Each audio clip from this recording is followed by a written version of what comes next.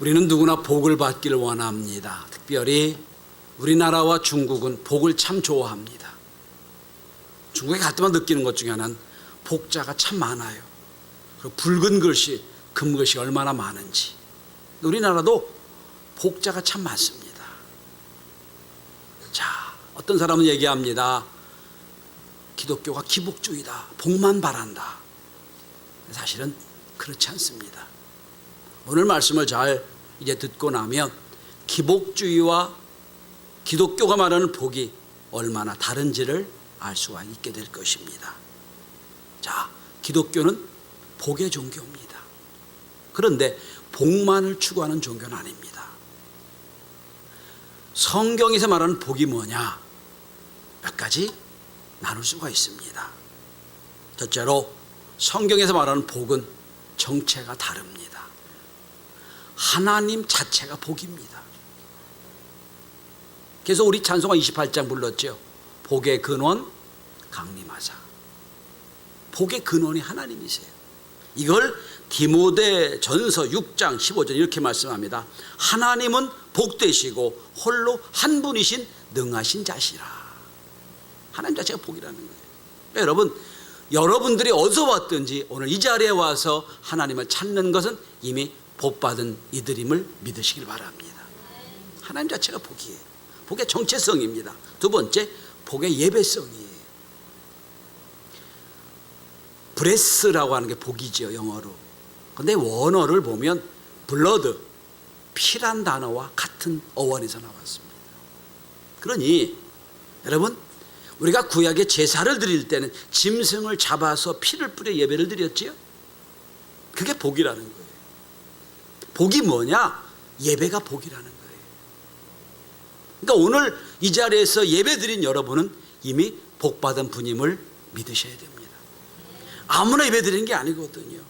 하나님이 복이신 줄 아는 사람이 예배 드리는 거란 말이에요. 세 번째로, 복은 통로성이 있습니다. 기복주의는 복의 종착점이 자기예요. 그냥 달라는 거예요. 기독교는 아니에요. 기독교는 복은 출발점이 기독교예요. 아브라함이 복의 완성이 아니에요. 하나님 아브라함을 택하시고 너로 하여금 큰 민족을 이루겠다. 복의 근원이 되겠다 말씀했거든요. 그로부터 복이 통로가 되는 거예요. 그래서 오늘 여기까지 우리 온 거예요. 마지막 네 번째, 복은 섬김성이 있습니다. 나만 잘 먹고 잘 살고 나만 부유한 게 복이 아니에요. 남다른 복과 은혜를 받았으면 이제 나눠주고 섬겨야 됩니다. 그게 기독교의 복이에요. 그런 의미에서 여러분, 복을 많이 받고 축복을 받으시길 바랍니다. 쌓아놓는 건 복이 아니에요. 기독교 복이 아니에요. 그건 나눠주는 거예요. 섬기는 거예요. 옛날 어른들이 이랬습니다. 아이들 공부시킬 때 공부해서 남 주냐? 틀렸습니다. 공부해서 남 줘야 됩니다. 이게 기독교예요. 축복에 관한 몇 가지 신학적 견해가 있습니다. 첫 번째 견해는 가난의 신학이 있습니다. 청빈주의입니다. 바로 살려면 가난하게 될 수밖에 없다. 이게 은혜다라고 얘기하는 거예요. 그 반대편엔 번영의 신학이 있습니다. 하나님 믿으면 잘 된다. 복 받는다. 둘 다 맞아요, 여러분. 환난과 핍박이 있을 때는 가난합니다. 하나님이 축복하시면 부유할 수도 있어요. 그래서 저는 두 가지 신학보다는 제 나름대로 신학이 있습니다. 제 3의 신학입니다. 전 은혜의 신학을 강조합니다.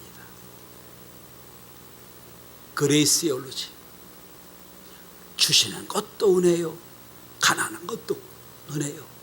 다 은혜 가운데 사는 거예요. 그래서 저는 여러분 아마 저와 함께 오랫동안 함께 신앙생활을 할 거예요.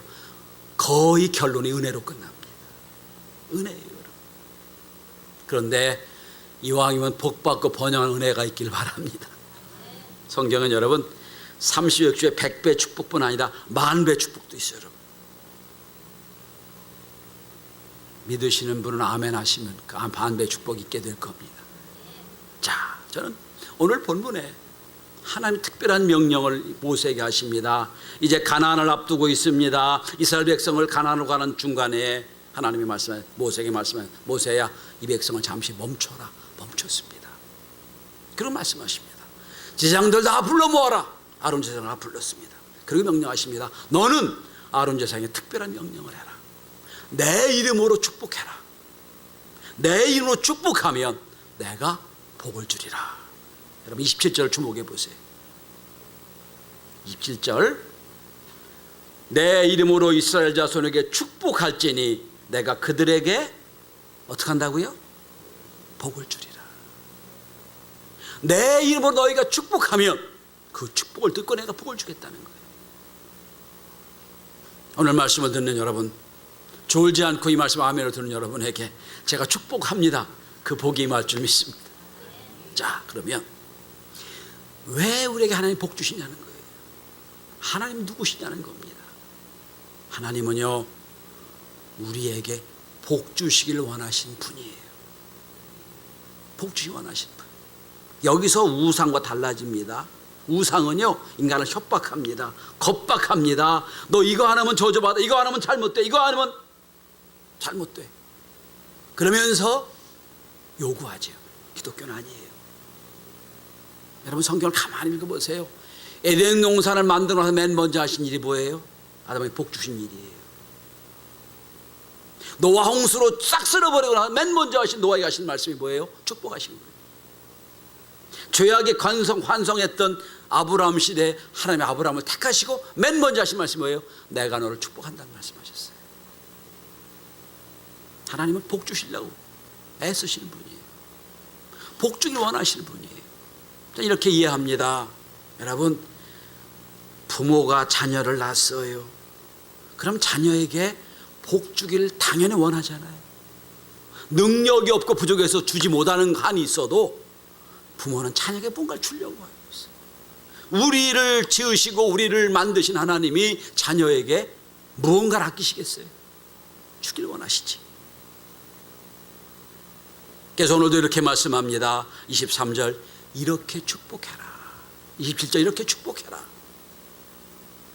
문제는 우리가 복받을 그릇이 못 된다는 거예요. 하나님 복 주려고 애를 쓰시는데 그릇을 쫙 만들어 놓고 하나님 복을 담아주세요 해야 되는데 엎어놓고 나서 복 달라고 하니까 복이 다 엉뚱한 데로 가는 거예요. 경영 경제를 조금 공부한 사람으로 전 이런 생각을 합니다. 예수 믿는 사람이 복을 많이 받아야 될 이유가 왜 그러냐면 똑같은 자본이 엉뚱한 데로 가면 엉뚱한 데로 쓰이고 엉망이 되는 거예요. 의식이 있고 믿는 사람이 보면 이 복이 나눠지는 거거든요. 그러니까 우리가 받을 복이 커요. 세상에 많은 자본의 흐름이 우리 여러분들에게 와서 여러분들이 적재적소에 아름답게 하나님의 손으로 쓰여지는 복이 있길 원합니다. 그게 뭐예요? 하나님 주신 복이에요. 복의 통로가 되어야 됩니다.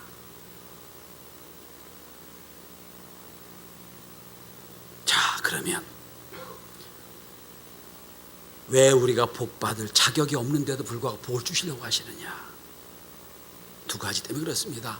하나는 우리가 하나님을 믿는 순간 이스라엘 백성의 의미로 하면 아브라함의 자손이 됐기 때문이에요. 또 우리가 예수 믿는 순간 우리 모든 죄가 용서받고 하나님의 자녀가 됐기 때문에 복을 주시는 겁니다. 그러므로 우리가 자녀된 우리들이 하나님 앞에 하나님 복 주세요 하는 건 당연한 얘기입니다. 우리가 자녀가 부모에게 나 필요하니까 달라고 하는 건 당연한 것처럼 하나님 내가 하나님의 자녀가 됐으니 나에게 복을 주십시오 하는 건 당연한 거예요. 그리고 복 달라고 하고 은혜 달라고 하는 거를 부끄럽게 여기지 마시길 바랍니다. 예수 믿는 자녀로서 당연한 특권입니다. 당연한 은혜입니다. 자, 그러면 하나님 복 주시는 분이고 우리가 복 받을 이제 자격을 얻게 됐고 그럼 누구에게 통해 복을 주십니까? 오늘 27절에 보면 하나님은 제사장들을 통해 복을 주십니다. 이렇게 말씀하십니다. 그들은 이같이 내 이름으로 축복할지니. 그래서 여러분 예배를 마칠 마지막 순서가 축복 기도로 끝납니다. 성경에 축복 기도는 두 가지가 있어요. 오늘 본문에 아론의 축복 기도가 하나 있고요. 그 다음에 고린도 후서 13장 3절의 축복 기도가 있어요. 똑같아요. 우리 교회는 늘 고린도후서 13장 3절의 축복 기도를 근간으로 여러분 복을 선언합니다. 똑같아요. 뭐가 똑같냐? 마치 아버지가 자녀에게 모든 걸 물려주는 그 축복 기도예요. 저는 그래서 여러분에게 오늘 하나님의 명령을 받아 이렇게 축복하면 내가 복을 또한 이 말씀에 의지하여 여러분에게 이 복이 함께 임하길 바랍니다. 여러분, 현대 목회자에게는 세 가지 역할이 있습니다. 하나는 제사장적 역할입니다. 제사장이 하는 게 뭐죠? 백성들의 죄를 다 고백하게 하고 제사 드리고 복 주는 역할을 하는 거예요. 두 번째 역할을 합니다. 예언장 역할입니다. 백성들이 잘못하면 책망하고 바른 길로 인도하는 제사장 역할을 합니다. 세 번째 역할을 합니다. 이건 치유자의 역할입니다. 컨설팅, 카운셀링 역할을 합니다. 신방이 여기 속합니다. 성도들의 말을 듣고 아픔을 함께 나누고 하나님께 아뢰는 세 가지 역할을 합니다. 제사장적 역할 중에 오늘 말씀하는 거예요. 내 이름으로 축복하면 내가 복을 내리겠다. 구약의 엘리 제사장 때 일입니다. 엘리는 나이도 많고 육의 눈도 어둡고 영의 눈도 어두웠습니다. 당시 엘리 두 제사장의 아들 홈리와 비나스도 타락했어요. 한나가 그렇게 분인나에게 아들 자녀가 없는 것 때문에 원통함을 당합니다. 성전에 와서 기도를 합니다. 원통한 기도를 해요. 소리를 내서 탁탁탁탁 기도합니다.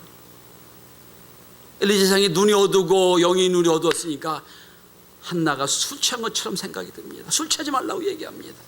너무너무 한나가 마음이 아파서 얘기합니다. 전 술 취한 게 아닙니다. 하나님께 내 원통합을 기도한 것뿐입니다. 그런데 그 무능하고 타락한 제사장이 한나의 말을 듣고 축복합니다. 하나님이 내 기도를 들으시길 원한다. 너에게 아들을 주길 원한다. 축복합니다. 근데 문제는 한나는 그 말 그대로 믿었어요. 아이고 타락한 제사장이 말이야 내가 기도하는데 술 취한 것처럼 여기는 제사장한테 뭐 믿을 수가 없어. 이게 아니고 제사장이니까 그 말을 그대로 믿었어요. 믿고 갑니다. 그 다음에 사무엘을 낳은 거예요. 이게 제사장적 축복입니다. 자, 그러면 하나님이 아론 제사장들에게 어떤 축복을 주길 원하시냐는 거예요. 백성들에게. 이건 뒤집어 표현하면 하나님은 반드시 믿는 사람들, 하나님의 자녀들이 세 가지 축복을 받길 원한다는 거예요. 다른 축복은 못하고 이 축복은 반드시 받아야 된다는 말씀이에요. 그래서 똑같이 이 세 가지 축복이 여러분에게 임할 수 있기를 바랍니다. 첫째로 오늘 24절부터 26절까지가 세 가지가 나와요. 첫째는 하나님이 우리를 지켜주시는 복을 주길 원한다는 것. 지켜주시는 것. 여호와는 내게 복을 주시고 너를 지키시기를 원하며. 지켜주시는 복이에요. 여기 지킨다는 말이 히브리어로 쉬마르란 말인데 이 말의 원래 뜻은 울타리를 치다라는 뜻이에요. 울타리를 치다. 하나님은 내 영역 속에 울타리를 쳐서 적군이나 짐승이나 잘못된 것에 들어오지 않게 지켜주기를 원한다. 예수님 마지막 기도가 뭡니까? 요한복음 17장 11절. 거룩하신 아버지여 내게 주신 아버지 이름으로 저희를 보존해 주십시오. 보존해 보여 지켜주는 거예요. 하나님이 이제 예수님을 승천하게 하십니다. 하나님을 승천하시고 이 땅에 남겨진 성도들에게 하나님이 축복하기를 원하십니다. 하나님이여 저들을 이 땅에서 보존해 주십시오. 지켜달라는 거예요. 여러분, 하나님이 우리의 마음을 지켜주셔야 되고요. 우리 생각을 지켜주셔야 되고요. 우리 가정도 지켜주셔야 되고요. 우리 기업도 지켜주셔야 돼요. 울타리를 쳐주셔야 돼요. 수많은 병이 있습니다만 제일 참 안타까운 병 중에 하나는 면역 결핍증이라고 생각을 합니다. 인간은 하나님이 면역력을 주셨어요. 병군이 들어오면 다 몸에서 해결할 수 있는 근데 이 시스템이 망가진 거예요. 시스템이. 이게 면역 결핍병이잖아요. 우리가 하나님의 우리의 영혼의 면역을 지켜주시는 거예요. 울타리를 쳐주시는 은혜. 여러분, 오늘 여러분들이 교회에 와서 예배드리기까지 하나님 우리 영혼의 울타리가 되어주셔서 주 앞에 나오게 된 거예요. 여러분, 전 2년 전 통계를 보고, 국가적인 통계를 보고 깜짝 놀랐습니다. 한국이 OECD 국가 중에 노인 자살률이 최고입니다. 여기까지도 괜찮아요. 안 되지만 노인들이니까 그럴 수도 있다고 쳐요. 그런데 더 안타까운 건 2위가 뭐냐면 청소년 자살률이에요. 심각한 문제입니다. 아이들이 마음을 정하지 못해요. 하나님이 여러분과 저희 자녀들의 마음에 울타리가 되어주셔서 지켜주는 은혜가 있게 되길 바랍니다. 교회도 지켜주셔야 돼요. 여러분. 많은 교회들이 무너지고 있어요. 사탄 마귀가 막 교회를 공격해 옵니다. 가정을 공격해 옵니다. 그때만 하나님 울타리가 지켜주셔야 돼요. 두 번째 25절입니다. 하나님이 반드시 우리에게 주시길 원하신 복, 두 번째 복은 은혜 주시는 복이에요. 여기 얼굴을 내게 비친다는 단어가 히브리 원어는 하나님이 자기 백성을 향하여 미소를 지으신다는 뜻이에요.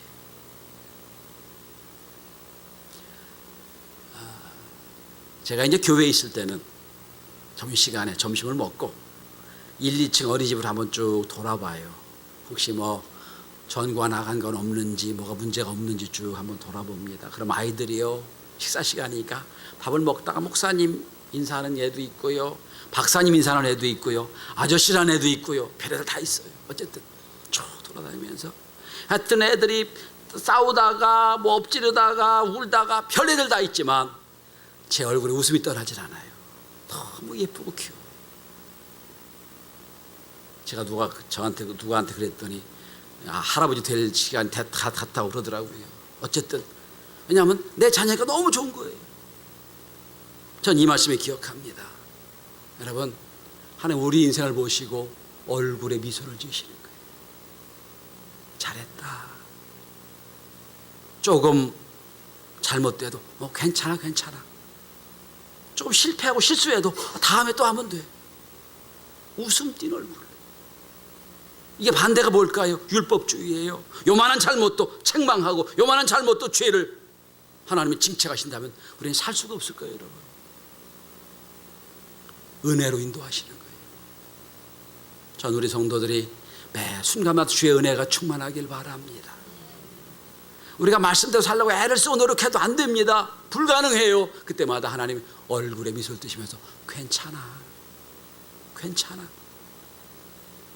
다시 한번 기회를 줄게. 다시 한번 내가 너한테 너와 함께 할게.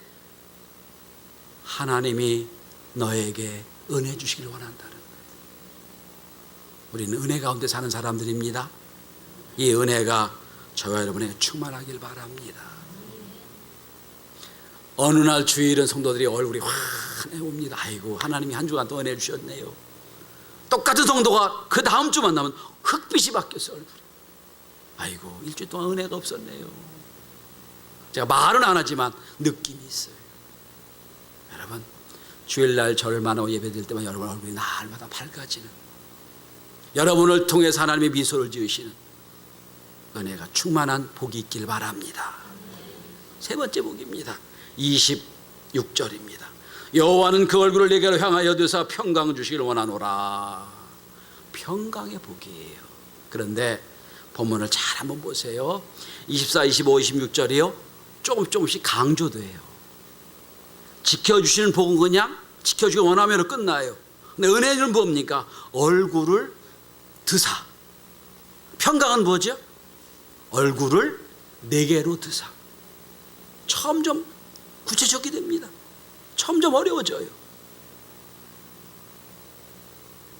평강이 보기 어렵다는 거예요. 예수님이 부활하시고 나서 제자들에게 말씀하십니다. 내가 내게 주는 복은 세상의 평강과 다르다. 이렇게 말씀하십니다. 이것을 너에게 이르면 너희로 내 안에 평안을 누리게 하려 함이라. 세상에서 너희가 환난을 당하나 담대하라. 내가 세상을 이기었노라. 여러분 본문을 잘 이해하셔야 됩니다.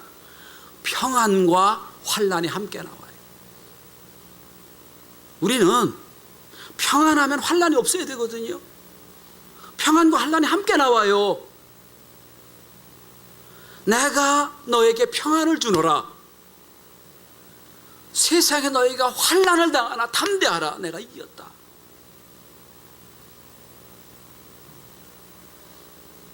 지난 한 주간 동안 시안에 우리 북경신학교, 우르무치 신학교 학생들을 모집하고 면접을 하고 목사님들과 여러 일을 하고 왔습니다. 이때부터는 여러분 녹음하지 말아야 돼요. 시안에서 이 2시간쯤 떨어지는 곳에 기독교 마을이 있어요. 100여 년 이상 된 기독교 마을입니다. 우리 교회 5배쯤 되는 교회도 있어요. 이건 완전히 자본주의가 더해요. 교회가 차려진 교회가 30교회가 넘습니다. 깜짝 놀랐어요. 가서 거기 우리 주신의 신학생이 목회를 하고 있어요. 그 어머니 목사님, 그 할아버지 목사님부터 쫙 내려와서 목회를 하고 있어요. 그런데 종교 교례가 통과하면서 시진핑이 들어와가지고 32개 교회 중에 21개 교회를 폐쇄시키래요. 폐쇄시키든지 3자교로 오든 둘 중에 하나라는 거예요. 어머니 목사님이 우리를 보고 울면서 이렇게 얘기합니다. 목사님, 중국 공산주의의 지시를 받는 교회가 아닙니다. 전 그런 교회 하기 싫습니다. 그건 교회가 아닙니다. 차라리 문 닫겠습니다. 그러면서 하신 말씀에 오늘 말씀을 제가 정했습니다. 저를 위해 기도해 주시기 바랍니다. 우리 교회를 위해 기도해 주시기 바랍니다. 우리 마음에 평강 있게 하고 기도해 주십시오. 여러분, 환난과 핍박이 있어요. 무시무시한 환난과 핍박이 있을 겁니다. 4번 벌써 공안에 조사를 받았다는 거예요. 그런데 환난을 당하지만 하나님 평강도 달라는 거예요.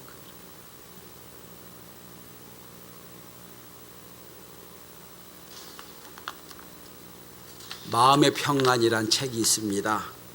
여호수아 리프맨이 쓴 책입니다. 거기서 나온 이야기입니다. 이 주인공이 너무 예수를 잘 믿고 신앙생활 잘해서 하나님이 그에게 복을 주시려고 불을 불렀어요. 내가 너한테 복을 주려고 하는데 네 소원을 빌어라. 그랬더니 이 청년이요, 욕심이 많아요. 6가지를 구합니다. 건강도 주시고 재물도 주시고 잘생기기도 하게 도와주시고 재능도 주시고 권력도 주시고 명예도 주십시오. 다 달라는 거예요. 하나님 웃으셨어요. 껄껄 웃으면서 다 줄 수 있다 주마. 근데 네가 가장 중요한 거 빼먹었다. 그게 뭔 줄 아느냐? 평강이라. 그러면서 이렇게 말합니다. 평강이 없으면 건강도 없어지고, 평안이 없으면 재물이 있어야 근심만 되고, 평안이 없으면 저녁에도 10년은 늙게 되고, 평안이 없으면 재능은 질투하는 요소가 되고, 평안이 없으면 권력을 잡으면 남을 해치는 도구만 되고, 평안이 없으면 명예도 침이 되는 걸 왜 모르느냐.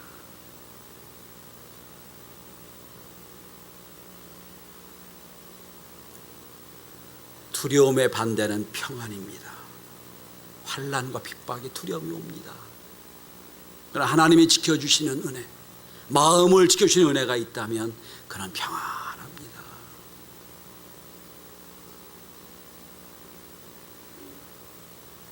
평안을 너에게 끼치노니 곧 나의 평안을 너에게 주노라. 내가 너에게 주는 것 세상에 주는 것과 같지 아니하니라. 너희는 마음에 근심도 두려워하지도 말라. 주님 명령하십니다. 중국의 현실을 보면서 한국 교회를 생각해 봤어요. 우리도 어려운 시절이 올 겁니다. 그러나 그때마다 하나님 주신 위로부터 내는 평안이 여러분과 저에게 있게 되길 바랍니다. 하나님이 우리 교회를 지켜주시는 은혜, 성도를 지켜주시는 은혜, 날마다 우리를 보시고 은혜 주시는 놀라운 축복, 그리고 거기다가 날마다 평강 주의 은혜가 저와 여러분이 함께 하길 바랍니다. 좋은 생각이란 작은 잡지가 있지요. 거기 나오는 이야기입니다. 김혜원이란 기자가 쓴 조선시대 덕담이라고 하는 쪽지에서 나온 이야기입니다. 이 글을 읽으면서 제가 많이 놀랐습니다. 우린 대개 축복을 할 때 하길 원합니다, 되길 원합니다, 미래형 동사를 쓰잖아요. 그런데 조선시대는 달랐다는 거예요. 예를 들어 이런 말을 합니다. 명성황후가 셋째 딸인 명안공주에게 보낸 편지를 보면 이미 일어난 사실처럼 축복했다는 거예요. 새해부터는 무병장수하고 숨도 무궁히 평안해 다름질하고 날래게 뛰어다니며 잘 지낸다 하니 헤아릴 수 없이 치하한다. 근데 이 편지를 쓸 당시 명안공주는 누워서 숨도 못 쉬는 상황이었습니다. 근데 이렇게 축복합니다. 날래게 달을 뛰어다니며 잘 지낸다 하니 말할 수 없이 치하한다. 완료형 어미를 썼어요. 또 효종왕후가 숙희공주에게 편지를 씁니다. 숙희공주는 그때 알아 누워 있는 상황이었습니다. 편지는 이렇게 써 있습니다. 새 맞이는 내가 괴로이 앓던 병을 다 떨쳐버리니 기운이 강건하여 무병하고 80세까지 산다고 하니 사람에게 기쁘게 이밖에 더한 일이 없으리요. 이미 병이 나아서 80세가 사는 걸 생각하고 있는 거예요. 우리보다 믿음이 좋은 것 같아요. 우리보다 더 믿음이 좋아. 완료로 써버리겠어요. 그냥. 여러분, 전 이 말씀을 근거 이렇게 여러분에게 축복하고 싶어요. 이렇게 선언했으면 좋겠어요. 하나님, 저와 저의 가정과 저희 교회와 저희 기업을 울타리처럼 지켜주셨으니 감사합니다. 지켜주셨으니예요. 하나님, 매 순간마다 은혜 주셨으니 감사합니다. 하나님, 날마다 평강을 주셨으니 감사합니다. 이렇게 축복할지니 그리하면 내가 복을 주리라 기도합니다.